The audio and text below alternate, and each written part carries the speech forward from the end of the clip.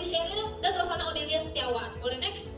Nah, kasus apa yang kami pilih? Kami pilih kasus pertama, yaitu dugaan politik dinasti dari sang Presiden Jokowi dari Kompas.com. Kita boleh next? Masuk ke kategori klaim-klaim. Yang pertama ada klaim faktual atau klaim yang tidak bersifat mengarahkan atau klaim yang apa adanya. Di sini ada Gibran Rakabuming adalah putra sulung Presiden Joko Widodo. Yang kedua, Gibran Rakabuming menjadi calon wakil presiden pendamping Prabowo Subianto. Mahkamah Konstitusi mengubah syarat pencalonan presiden dan wakil presiden dan seterusnya merupakan klaim faktual. Lalu ada klaim nilai yang bukan klaim yang apa adanya, tapi dia bersifat mengarahkan atau menyatakan apa yang seharusnya. Di sini isu dinasti politik akan kembali ke penilaian masyarakat.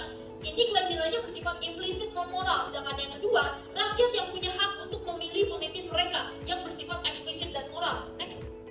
Masuk ke klaim faktual deskriptif atau klaim yang bersifat fakta dan juga menggambarkan sesuatu. Di sini ada Koalisi Indonesia Maju terdiri dari Partai Gerindra, Partai Golkar, PAN, Partai Demokrat, Partai Bulan Bintang, Partai Gelora, Partai Garuda, dan Prima. Anies yang ingin diusung oleh Partai Nasdem, PKB, dan PKS. Masuk ke klaim subjektif atau klaim yang didukung oleh satu orang atau satu kelompok saja, yaitu Jokowi berpendapat isu dinasti politik akan kembali ke penilaian masyarakat. Next. Masuk ke klaim objektif atau klaim yang didukung oleh lebih banyak pihak. Hasil pemilihan umum ditentukan dari pilihan rakyat melalui pemungutan suara. Lalu contoh dua klaim dengan jenis klaim yang berbeda. Di sini saya ambil klaim faktual dan klaim nilai. Gibran Rakabuming menjadi calon wakil presiden pendamping Prabowo Subianto. Kenapa klaim faktual? Karena dapat dibuktikan itu benar ya. Terus klaim nilai, rakyat yang punya hak untuk memilih pemimpin mereka. Ini adalah klaim nilai karena menunjukkan apa yang seharusnya, bersifat mengarahkan, dan juga ini bersifat moral karena tentang hak rakyat dalam demokrasi. Selanjutnya oleh rekan saya, Audelia. Oke, baik. Selanjutnya kita akan masuk ke dalam identifikasi, analisis, dan juga evaluasi. Di identifikasi ini kita akan melihat bahwa Kompas merupakan salah satu media besar dan terpercaya di Indonesia. Sehingga kita bisa bilang bahwa berita ini valid karena di-up dari sumber yang terpercaya. Dan juga untuk kebenarannya dapat diselidiki lebih lanjut dengan memverifikasi informasi yang diberikan melalui sumber-sumber berita lainnya. Dan juga tentunya ada pernyataan resmi dari pihak yang terkait. Nah, untuk analisis sendiri di sini kita menggunakan dua cara, yaitu dengan berpikir secara rasionalitas, di mana peristiwa ini dapat memenuhi aspek benalar yang logis jika terdapat bukti kuat. Nah, selanjutnya kita juga ada secara empiris, di mana data empiris dari hasil pemilihan dan juga laporan investigasi bisa digunakan untuk mendukung atau menolak klaim ini. Nah, berdasarkan hasil dari analisis ini, dugaan politik dinasti ini bisa dianggap sebagai spekulasi jika tidak ada bukti kuat. Namun, perlu diadanya evaluasi lebih lanjut lagi dari badan independen untuk menilai kebenarannya. Selanjutnya akan dijelaskan oleh rekan saya, Luisa. Oke, selanjutnya ada argumen yang mendukung isu dinasti politik. Yang pertama ada akses kekuasaan. Gibran itu memiliki akses dan dukungan yang lebih mudah untuk masuk ke pemerintahan karena dia adalah keluarga dari Presiden Jokowi. Yang kedua, keputusan MK. Perubahan syarat pencalonan yang diputuskan oleh MK itu diketuai oleh paman dari Gibran. Jadi dapat menimbulkan kecurigaan tentang keberpihakan. Lalu yang ketiga ada pengaruh elit politik. Elit politik itu banyak yang mendukung Gibran, jadi bisa mempengaruhi opini publik dan juga hasil dari pemilu. Lalu yang keempat ada persepsi publik. Dinasti politik itu bisa menurunkan kepercayaan publik terhadap demokrasi.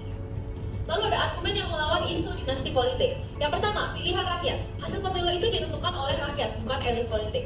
Lalu yang kedua ada kualifikasi Gibran. Gibran memiliki pengalaman sebagai wali kota Solo yang membuktikan kemampuannya. Lalu yang ketiga ada perubahan syarat pencalonan. Keputusan MK membuka peluang bagi pemimpin muda lainnya, jadi tidak hanya Gibran. Yang keempat, transparansi pemilu. Pemilu ini diawasi untuk memastikan transparansi dan keadilan. Lalu ada counter argumen yang menanggapi argumen pendukung isu dinasti politik. Yang pertama ada akses kekuasaan. Rakyat bebas memilih berdasarkan kemampuan dan visi dari calon. Yang kedua, keputusan MK. Keputusan ini memberi peluang bagi semua calon muda, bukan hanya Gibran. Dan yang ketiga, pengaruh elit politik. Rakyat memiliki akses informasi yang beragam untuk membuat keputusan yang lebih informatif. Dan yang terakhir, persepsi publik. Transparansi dan edukasi politik bisa meningkatkan kepercayaan publik terhadap demokrasi. Selanjutnya akan dijelaskan oleh rekan saya, Meisha. Oke, selanjutnya ada 5 pola deduktif spesifik dalam kasus ini. Yang pertama ada modus ponens. Premis 1 adalah seorang menjabat sebagai pejabat politik karena hubungan keluarga dengan pejabat lain tanpa melalui proses seleksi yang demokratis. Lalu premis kedua, jika seseorang menjabat sebagai pejabat politik karena hubungan keluarga dengan pejabat lain tanpa melalui proses seleksi yang demokratis, maka terjadi politik dinasti. Kesimpulannya, maka terjadi praktik politik dinasti. Lalu pola yang kedua ada modus tollens. Praktik politik dinasti dilarang. Seseorang menjabat sebagai pejabat politik karena hubungan keluarga dengan pejabat lain dan tidak ada bukti kecurangan dalam proses seleksi. Kesimpulannya, orang tersebut tidak menjabat sebagai pejabat politik karena praktik politik dinasti. Next. Lalu pola yang ketiga ada silogisme hipotetis. Jika terjadi praktik politik dinasti, maka pejabat politik dipilih berdasarkan hubungan keluarga, bukan berdasarkan kualifikasi. Pejabat politik dipilih berdasarkan hubungan keluarga. Jadi kesimpulannya terjadi praktik politik dinasti. Lalu pola yang keempat ada silogisme disjungtif. Entah pejabat politik dipilih berdasarkan kualifikasi atau berdasarkan hubungan keluarga, pejabat politik tidak dipilih berdasarkan kualifikasi. Jadi kesimpulannya pejabat politik dipilih berdasarkan hubungan keluarga. Kemungkinan praktik politik dinasti. Lalu yang pola terakhir ada dilema. Entah praktik politik dinasti dibenarkan atau tidak dibenarkan. Jika praktik politik dinasti dibenarkan, maka sistem demokrasi yang menjunjung tinggi kesetaraan peluang menjadi tidak relevan. Sistem demokrasi yang menjunjung tinggi kesetaraan peluang harus tetap relevan. Kesimpulannya, praktik politik dinasti tidak boleh dibenarkan. Selanjutnya akan dilanjutkan oleh rekan saya sekarang. Selanjutnya ada contoh argumen induktif spesifik. Nah, jadi beberapa tindakan dan keputusan yang diambil sama Presiden Jokowi ini menunjukkan adanya kecenderungan untuk membangun politik dinasti.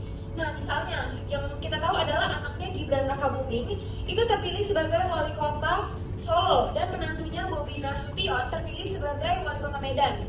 Dan keberhasilan mereka ini dalam pemilihan itu didukung sama partai-partai besar kayak PDIP gitu kan. Nah, dan ini merupakan partai yang juga mendukung Jokowi. Nah, selain itu terdapat laporan bahwa Jokowi juga aktif terlibat dalam kampanye mereka. Jika kita melihat pola ini berlanjut dengan lebih banyak anggota keluarga Jokowi yang mendapatkan posisi strategis dalam pemerintahan atau politik. Nah, kita dapat menyimpulkan bahwa ada upaya membangun politik dinasti dan kita bisa lihat di sini yang di highlight itu merupakan bukti penguatnya gitu. Oke, selanjutnya ada kesesatan berpikir informal. Di sini ada yang pertama yaitu generalisasi terburu-buru. Dengan berita ini mengatakan bahwa hasil pemilu tidak ditentukan oleh elit politik dapat dianggap sebagai generalisasi terburu-buru karena mengabaikan peran dari pengaruh elit politik dalam proses politik yang lebih luas dan juga lebih kompleks. Lalu yang kedua juga ada argumentum ad hominem atau penyerangan pribadi. Nah, jadi di berita ini juga ada pembahasan terkait Mahkamah Konstitusi yang dipimpin oleh Paman Gibran sendiri yaitu Anwar Usman dapat memunculkan dugaan penyerangan pribadi terhadap status Anwar Usman ini yaitu sebagai paman Gibran, padahal belum ada bukti langsung bahwa keputusan tersebut dipengaruhi oleh hubungan keluarga. Next. Mungkin itu yang bisa kami sampaikan. Sekian dan terima kasih.